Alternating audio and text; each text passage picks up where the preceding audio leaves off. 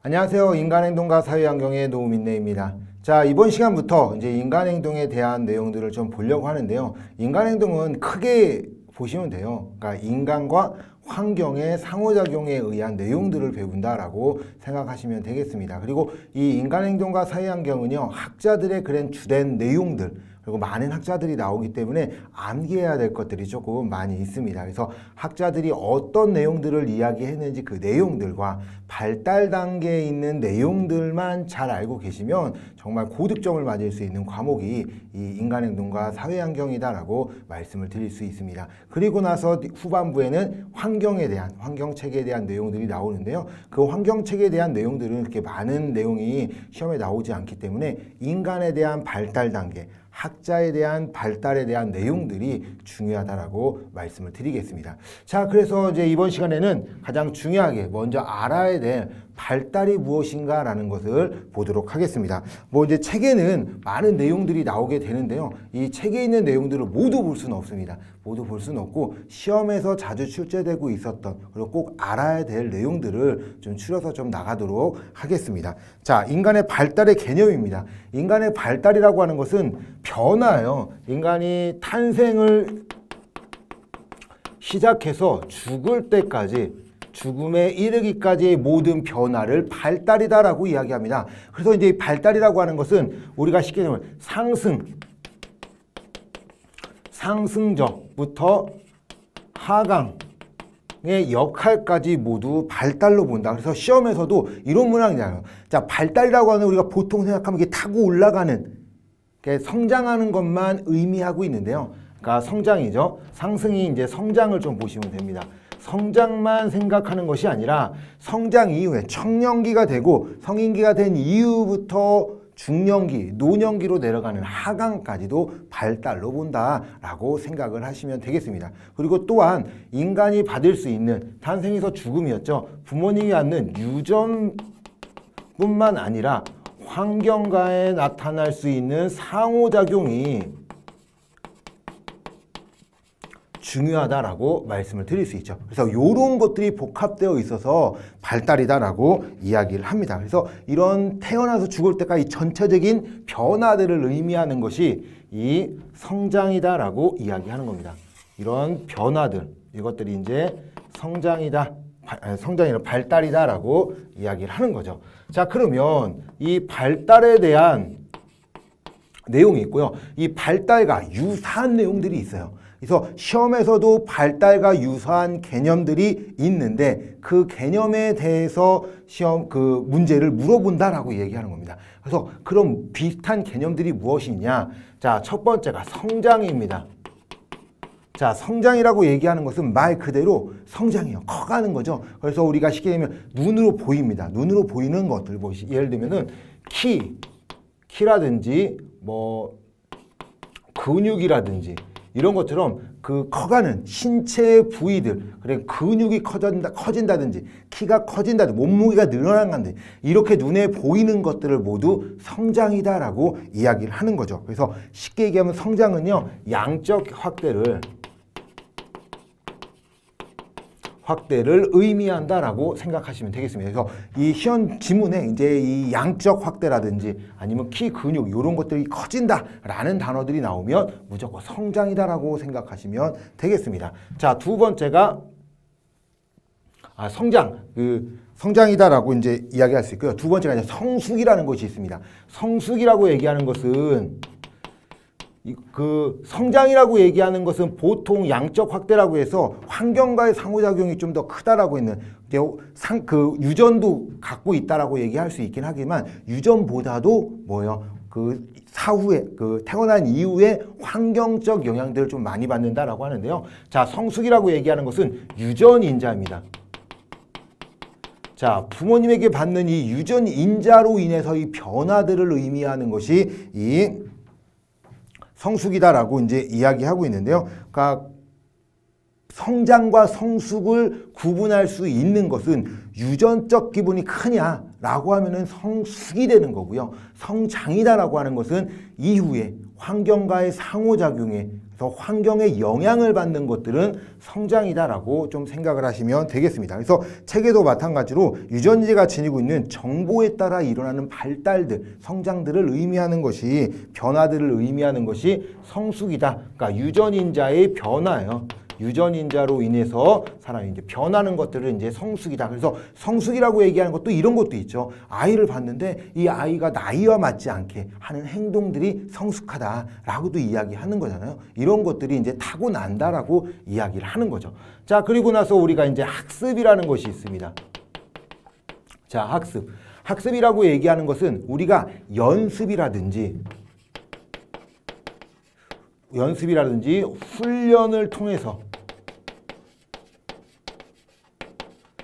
훈련을 통해서 이제 만들어지는 것이 학습이다라고 이야기할 수 있습니다. 그래서 우리가 어떤 것들, 공부도 마찬가지로 이 학습이다라고 얘기하는 거죠. 우리가 연습하고 암기하고 해서 발달을 해버리는 거죠. 그러니까 성숙해지는 것들이죠. 그래서 특수한 경험이나 훈련 때는 연습과 같은 외부에 있는 자극으로 인해서 성장하는 것을 의미하는 것이 학습이다라고 이야기를 합니다. 자, 그리고 또 볼 수 있는 것들이 뭐가 있냐라고 하면은 뭐 발달도 볼 수 있는데요. 요 세 가지 성장, 성숙, 학습이 모두 연결되어 있는 거죠. 모두 연결되어 있는 것이 발달이다라고 이야기합니다. 이 세 가지 또는 뭐 사회화라는 것도 있긴 해요. 사회화라고 하는 것은 환경에 적응해버리는 그런 능력들을 의미하는 건데요.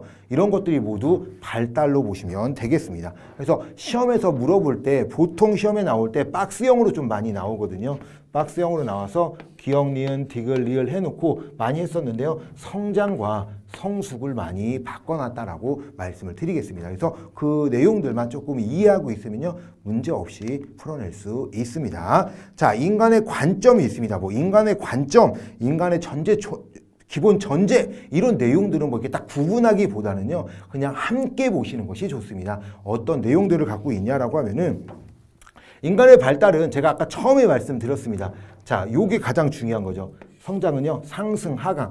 처음 태어나서부터 죽을 때까지 이 일련의 변화들을 모두 이야기하는 것이 이 인간의 발달이다라고 이야기합니다. 그래서 방금도 이야기했더니 죽음에서 탄생에서 죽음까지의 내용들, 그다음에 상승적 또는 하강적 발달이 모두 이루어지고 있다라고 이제 이야기를 할 수가 있습니다. 자, 그러면 또 이런 지문이 좀 많이 나오는데요. 우리가 이제 보면은 인간이 변하는데 양적 변화들이 난다. 또는 질적 변화. 자, 양적 변화와 질적 변화가 있습니다. 그러니까 뭐 이제 양적 변화라고 얘기하는 것은 성장을 좀 의미한다라고 좀 보시면 돼요. 그래서 커가는 것들을 의미하기 때문에 양적 변화로 보시면 되는 거고요. 질적 변화는 이 성숙같이 유전인자로 질적인 부분들을 의미한다. 그래서 이 양적 변화와 질적 변화가 어떤 것이 하나가 위에 있고 어떤 거 하나가 밑에 있지 않다라고 이야기할 수 있습니다. 그러니까 양적 변화만 중요하냐 질적 변화만 중요하냐 그렇지 않고요. 이 두 가지가 모두 중요하다. 그래서 양적이 먼저냐 질적이 먼저냐 이럴 수는 없다라고 이야기합니다. 그래서 이 양적 변화, 질적 변화 그리고 뭐 외향적, 뭐 내향적 이런 변화들을 모두 의미하는 것이 이 인간의 발달이다라고 말씀을 드릴 수가 있습니다. 또한 인간의 변화하는 데 있어서 아까도 이야기한 건데요. 유전과의 환경, 유전 플러스 환경이라고 해서 그래서 환경과의 상호작용이 중요하다라고 얘기했는데요. 인간은 어때요? 이 학자마다 다릅니다. 학자마다 다르서 이제 우리가 제일 먼저 보려고 하는 이 정신분석 이론에 대한 내용들은 과거에 대한 내용들이 중요하다라고 이제 이야기하면서 이 경험들, 이런 축적된 경험들 이런 것들이 중요하다라고 했고요. 뭐 미래지향적으로 중요하다 뭐 이렇게 나오는 학자들도 있는 것만큼 학자들에 따라서 많이 변화한다. 그러나 중요한 건 뭐냐면요. 환경과의 상호작용이 중요하다라고 이야기를 합니다. 그래서 이 환경과의 상호작용에 의해서 즉 환경의 영향을 받아 인간이 발달하게 된다라고 이야기를 하는 겁니다. 그래서 인간의 발달은 우리가 이제 인간 행동의 발달은요. 전체적인 맥락 안에서 파악이 돼야 돼요. 전체적인 맥락 자, 전체적인 맥락 안에서 파악이 돼야 된다라고 하는 게 무슨 뜻이냐면요. 어느 한 면만 보고 인간의 발달을 이야기할 수는 없다라는 겁니다. 그래서 우리 양적이냐 질적이냐 뭐 유전 이런 것들 보는 것처럼 하나만 보지 않고 인간의 전체적인 것을 보고 발달에 대한 내용들을 보게 된다라고 이야기를 합니다. 자, 기본 전제도 마찬가지죠. 인간은요. 부분을 보는 것이 아니라 전체를 본다라고 이야기를 합니다. 전체로서 이해를 해야 된다. 그래서 전체적인 맥락 안에서 이해가 된다라고 이야기하고요. 또 뭐예요? 죽음은 인생에 걸쳐서 일어나는 모든 변화죠. 인간 변화는 상승적, 탄생에서 죽음까지. 그래서 상승적부터 하강적 내용까지 모두 가지고 있다라고 말씀을 드릴 수 있습니다. 그리고 이제 우리 인간이 우리가 이제 어느 부분만 딱 있고 그러나 아니죠.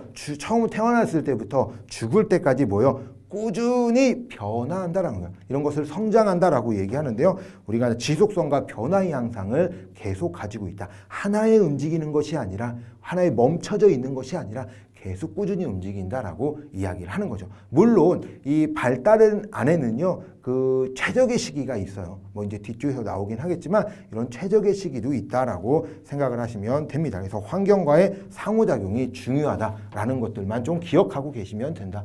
그래서 이런 내용들이 아마 한 문제 정도는 나올 수 있어요. 시험에서 이제 한 문제 정도는 나올 수 있으니까 이런 내용들을 조금 잘 알고 계셨으면 좋겠습니다. 자, 네 번째죠. 인간 발달의 원리입니다. 이 인간 발달의 원리는 매번 나와요. 매번. 인간 발달의 원리는 매번 나오고요. 이쪽 내용들, 그리고 발달에 대한 기본적으로 이제 나오는 내용들인데요. 그러니까 발달이라고 하는 곳에서 뭐 많이 나오면 두 문제까지도 나올 수 있다라고 말씀을 드리겠습니다. 자, 그러면 인간의 발달입니다. 자, 첫 번째가 일정한 순서와 방향이 있습니다. 이 일정한 순서와 방향이라고 얘기하는 것은 우리가 쉽게 생각하면 보셔야 돼요. 이게 일정한 순서와 방향성이 가장 중요한데 시험에서 요 녀석을 가장 많이 바꿔놓는다라고 이야기를 할 수 있습니다. 자, 일정한 순서와 방향이라고 얘기하는 것은 정해져 있다라는 거예요. 자, 중심에서 말초로. 이게 무슨 말이냐? 우리가 쉽게 생각하면 몸이 만들어지고요. 팔이 만들어지면서 손가락이 만들어지겠죠. 어떤 사람도 태아 안에서 엄마 태어나서 손가락이 먼저 만들어지고 손등이 만들어지고 팔이 만들어지고 하면서 몸에 붙진 않는다라는 거죠.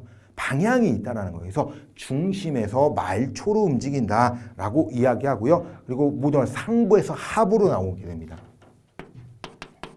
자, 상부에서 하부로. 이것도 마찬가지죠. 상부에서 하부로, 중심에서 말초라는 것들이 큰 거에서부터 작은 것으로 내려간다라고 얘기합니다. 그래서 이 전체적인 거에서 그 다음에 특수활동으로 이루어지게 되죠. 전체 활동에서 특수활동으로 이루어지는 것이 일정한 순서와 방향입니다. 그래서 이 내용이 있죠. 이 내용을 많이 바꿔놔요. 둘이 많이 바꿔놓으니까 이 내용에 대해서는 꼭 잘 알고 계셔야 된다라고 이야기를 합니다. 자, 두 번째, 연속성입니다. 인간은요, 연속적인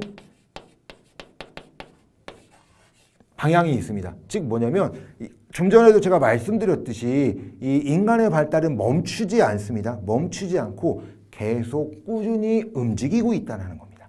자, 그러면 우리가 이제 보면은 연속적인 과정이 아이가 태어납니다. 엄마 뱃속에서도 뭐요? 계속 성장하고 있죠. 태내기 안에서도 계속 성장하게 되고 영아기, 유아기, 아동기, 뭐 청소년기, 중년기 뭐 계속 올라오면서 발달을 계속하고 있다라고 이야기를 하는 겁니다. 자, 그래서 연속적 과정이 연속적. 그래서 계속 성장을 하고 있다라고 이야기를 합니다. 그래서 연속성을 이야기하죠. 그래서 속도가 이제 일정한 것은 아닙니다. 속도가 일정하진 않지만 계속 발달하는 거죠. 자, 우리가 제1의 성장기가 있어요. 이것 좀 조심하셔야 되는데 1의 성장입니다.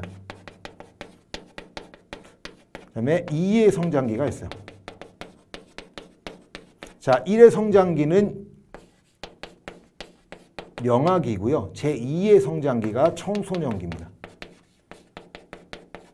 자, 1의 성장기 영아기, 2의 성장기 청소년기. 요것도 지문에서 좀 바뀌어 나오니까요. 요거 좀 잘 알고 계셔야 됩니다. 자, 그래서 영아기 시기에 쭉 발달해. 그래서 어느 정도 발달하면 아이가 태어나서 최고 24개월 안에 자기가 태어났을 때의 키의 2배가 큰다라고 하더라고요. 물론 개인차가 있어요. 자, 그런 거 우리 청소년기 되면 또 훅 크잖아요. 이런 것들처럼 영아기와 청소년기의 성장기가 있지만 자, 커가요. 그럼 유아기, 아동기 때는 안 클까요? 그렇지는 않다라는 거죠. 성장기가 급속히로 일어나지는 영아기와 청소년기가 있긴 하지만 유아기, 아동기에도 발달을 하고 있다는 거죠. 그래서 연속적인 과정이다라고 합니다. 계속 성장하게 되지만 뭐요? 개인차가 나타난다가 있다라는 것이 있습니다. 자, 세 번째, 유전 및 환경과의 상호작용이요. 자, 우리 이런 얘기죠. 유전이 먼저냐, 그 환경에 의해서 내가 영향을 받은 것이 먼저냐 이야기를 합니다. 그러나 뭐 이게 유전이 먼저냐 환경이 먼저 이런 거 중요할 수 없겠죠. 뭐가 더 중요하다고 얘기는 할 수 없어요. 그러나 사람이 발달하는데 유전도 환경도 모두 뭐한가 상호작용을 통해서 발달하게 된다는 거죠. 어머니가 부모님이 되게 큰 자녀가 있어요. 부모님이 커요. 근데 그 자녀가 작을 수도 있습니다. 왜 그럴까요? 발달할 시기에 잘 영양이 성부되지 않다라고 하면 작을 수밖에 없겠죠. 두 번째, 부모님은 작아요. 근데 자녀가 클 때도 있겠죠. 왜요? 영향을 잘 받아서 받을 수 있겠죠. 이거는 유전도 있고 환경도 모두 영향을 미친다라고 이야기를 합니다. 그러니까 유전과 환경과의 상호작용으로 인해서 나타난다라고 이야기합니다. 자, 그리고 또 뭐가 나타나요? 개인차가 나타나요. 개인차. 큰 사람이 있는 반면에 작은 사람도 있겠죠. 그래서 개인차가 나타난다라고 이야기합니다. 자, 그리고 분화와 통합의 과정을 겪어요. 분화와 통합이다라고 얘기하는 것은 말 그대로 분화됐다, 통합됐다는 거죠. 우리가 이제 예를 들어서 몸이 처음에 이제 심장이 만들어져서 만들어집니다. 그래서 우리 초음파로 검사할 때쯤 되면은 우리 이렇게 돼 있잖아요. 꼬마곰 젤리처럼 이렇게 만들어져 있습니다. 그래서 요게 뭐 자녀예요 라고 이제 그 초음파 검사에 나오게 되죠. 자, 이럴 듯 이렇게 되면서 팔다리가 만들어지고 이제 사람다운 모습을 만들어 가게 됩니다. 자, 이런 것들처럼 우리가 이제 하나 움직이게 되는 거죠. 그래서 통합을 하게 되는 거예요. 그래서 팔, 다리, 뭐 이렇게 손가락, 발가락 이렇게 만들어져서 이제 분화가 되긴 하지만 요것을 볼 때 전체적으로 봤을 때는 인간의 모습을 하고 있는 그런 통합이다라고 이야기하는 겁니다. 그래서 분화와 통합의 과정을 거쳐서 인간이 발달하게 된다라고 이야기를 할 수 있겠습니다.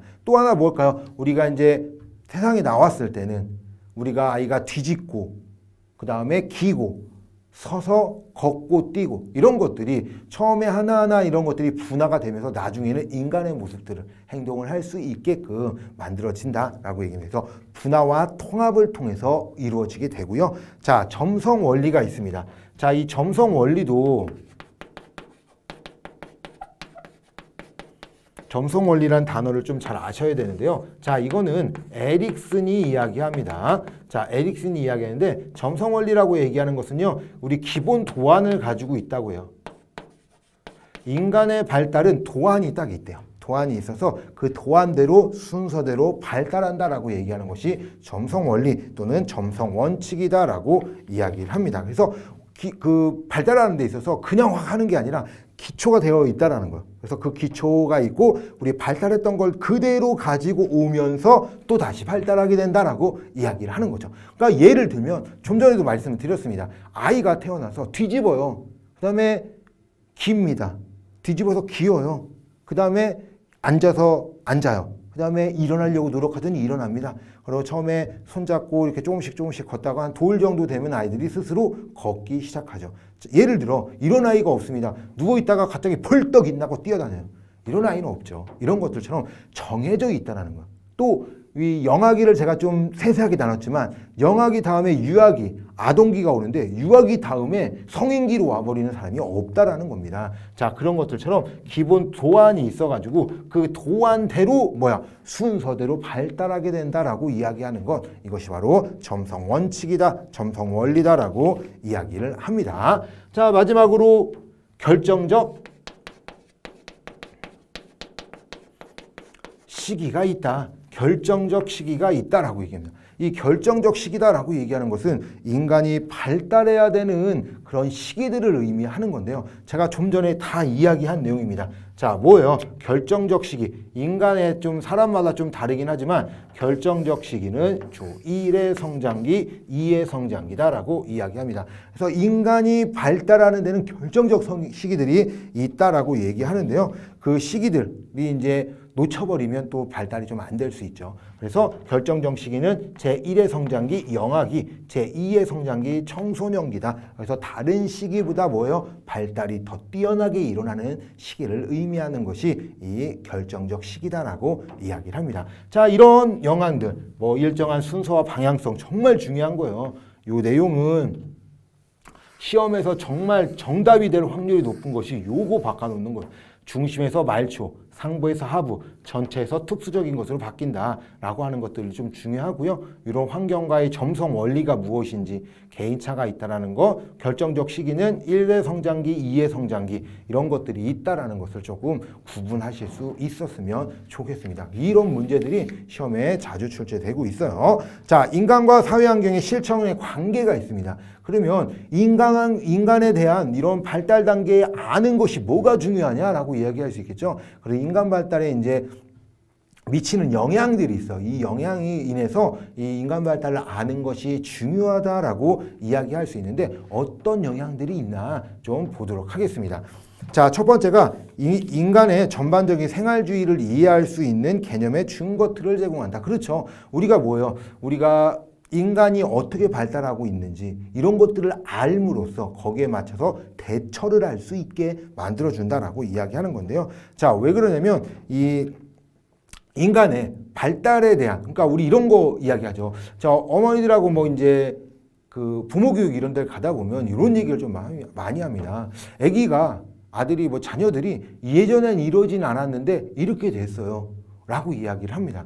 예전에는 이게 얘가 이런 행동들을 하지 않았는데 이제는 이런 행동들을 하고요. 뭐 생각지도 못한 행동들을 한다라고 이야기하는데 인간 발달에는 이런 내용도 있긴 합니다. 이 시간이 지날수록 인간은 예측할 수 없다라고 얘기해요.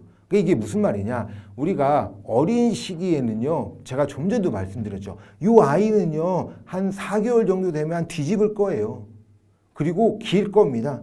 그리고 앉을 거고요. 서서 걸을 거예요. 돌 정도 되면 걷고요. 좀 빠른 애들은 한 10개월 정도 되면 걸어요.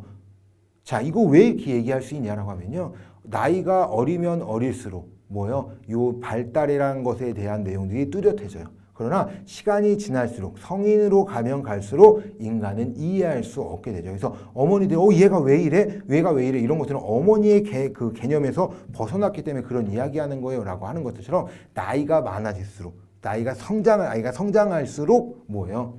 예측이 어려워지는 특징들도 있습니다. 자, 이런 것들이 알 수 있게 되는 거죠. 예측이 어렵다 하더라도 뭐예요? 아, 영아기 때는 이렇게 나오는구나. 유아기 때는 이런 행동들을 하는구나 라는 것을 알면 거기에 맞는 대처가 가능해지게 된다. 그래서 느낄 수가 있고요. 뭐 인간과 환경과의 상호작용을 알 수 있게 됩니다. 아, 이런 영향을 받게 되는구나. 왜 그러냐면 모든 사람은요, 개인차가 있다라고 그랬어요. 자, 개인차가 있어서 모두 달라요. 모든 사람들이 하는 행동들이 모두 다릅니다. 이 다른 뜻이 뭐냐라고 하면은 같은 상황인데도 다르게 행동할 수 있는 거죠. 즉, 뭐 이런 사람들이 왜 이렇게 행동할까라고 생각하면요, 그 환경 차이라는 거죠. 자라왔던 그 환경이 다르기 때문에 거기에 맞는 행동들도 다르게 나타난다라고 이야기할 수 있습니다. 그래서 환경과의 상호작용을 이해할 수 있게 되겠죠. 그리고 이제 다양한 신체적, 심리적, 사회적 요인을 이해할 수 있게 되죠. 자, 왜 그러냐? 아, 이 사람은 이렇겠구나. 이 사람이, 자, 우리 이렇게 할까요? 왜 이 사람은 우리 결혼했을 때 결혼을 합니다. 결혼을 하게 되면은 우리가 이제 결혼하는 사람들이 대부분 많이 하는 게 왜 이런지, 왜 이렇게 되는지, 왜 이런지 이해를 못 하겠다고. 예전에는 이런 모습이 없었는데 결혼하고 나니까 이런 모습을 보여요. 막 이런 얘기도 한단 말이에요. 이해를 못 하는 거예요. 그전엔 보이지 않았던 것이 결혼하고 나서 이제 보이게 되는 거죠. 근데 왜 이런 행동을 할까라고 하면은 나와 다른 곳에서 살아왔잖아요. 그러니까 예를 들어 30살에 결혼했다, 30살에 결혼했다라고 하면요, 30년 동안 다른 환경에서 자라왔고 그렇게 생활했던 사람이 왔다고 나랑 맞진 않겠죠. 이런 것들을 뭐예요? 알 수 있게 해준다는 거. 인간의 발달에 대한 내용들을 알게 되면 아, 이 사람이 이럴 수밖에 없겠구나라는 것을 이해할 수 있게 된다. 그래서 이런 사회적 요인들을 이해할 수 있게 돼요. 그러면 또 하나가 이런 것도 있죠. 사회에 대한 적응과 부적응을 이해할 수 있게 돼요. 그 이유가 뭐냐면 기준이 되어버린다는 거죠. 아, 인간이 이런 행동 때 이렇게 되고 이렇게 돼 라는 것을 알고 있기 때문에 어떻게 되는 거야? 행동할 때 이 사람이 여기 이렇게 됐구나, 이 시기에 이렇게 하는 게 맞구나라는 거죠. 자, 우리 예를 들어서 아이가 유아기 때 잘 못 걸어요. 한 돌 정도 되면 걸어야 되는데 걷질 못해. 근데 또는 이제 말이 못해요. 말이 좀 느려. 그래서 좀 지나면 괜찮겠구나라고 생각할 수 있지만 그때 또 늦을 수가 있겠죠. 이런 것들처럼 이 인간의 이런 발달에 대한 내용을 알므로써 사회에 적응할 수 있는지 부정을 한 건지 부적응을 한 건지 이런 것들도 알 수가 있습니다. 자, 그리고 이제 발달상의 이제 차이점도 알 수 있겠죠. 이 사람이 발달이 좀 문제가 있다, 이런 것들이 있다라는 것들도 알 수가 있습니다. 자, 그리고 이제 성장강에 나타나는 문제 원인도 찾아낼 수 있어요. 자, 그러면서 청소년기에 막 폭력성이 나타나서 왜 얘가 이런 모습이 나타날까? 라고 했더니 뭐예요? 어린 시기에 아동학대라든지 아니면 폭력에 노출되어 있다라고 하면은 그거에 무감각해지고 그런 행동들을 할 수 있겠죠. 자, 이런 것들처럼 인간의 발달에 대해서 알므로써 문제 해결할 수 있는 내용들을 가질 수 있다라고 이야기합니다.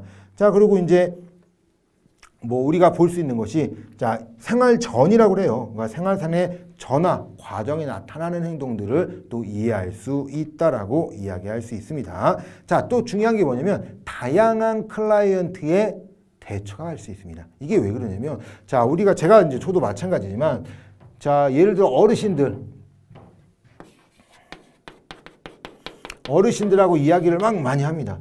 그럼 맨날 저는 이제 많이 들었던 것이 뭐냐면 노력에 대한 내용들을 많이 해요. 노력을 안 하기 때문에 요새 젊은 사람들은 노력을 안 하기 때문에 뭐가 하고 뭐 일을 뭐 힘든 일을 안 하려고 하고 그럴 수도 있긴 하겠죠. 자, 그런데 자, 어르신들이 막 그런 얘기를 해요. 그러면 무슨 생각을 하냐면 저는 그런 생각을 되게 많이 해요. 어르신이 자라왔던 그 시기와 지금 시기와는 다르죠. 세대와 지금 세대와 어르신 세대가 너무 달라요. 그 당시는 뭐 어르신들이 그렇게 일을 하지 않고 노력하지 않으면 그러니까 노력이라고 얘기할 수는 없겠죠. 노력은 뭐 지금 사람들도 노력을 하니까 그러니까 그런 행동들을 하지 않으면 먹고 살 수가 없었죠. 자, 이런 것들처럼 살아왔던 것도 몰라요. 그리고 어르신들이 가지고 있던 행동들, 왜 이렇게 행동을 하는 건지, 왜 말을 하면은 그 말에 대해서 고지식하고 그걸 막 고집이 세고 왜 그럴까라고 하지만 노년기의 특징들이라는 거죠. 그러니까 노년기에 어떤 행동들이 나타난다라는 것을 알고 있다면요,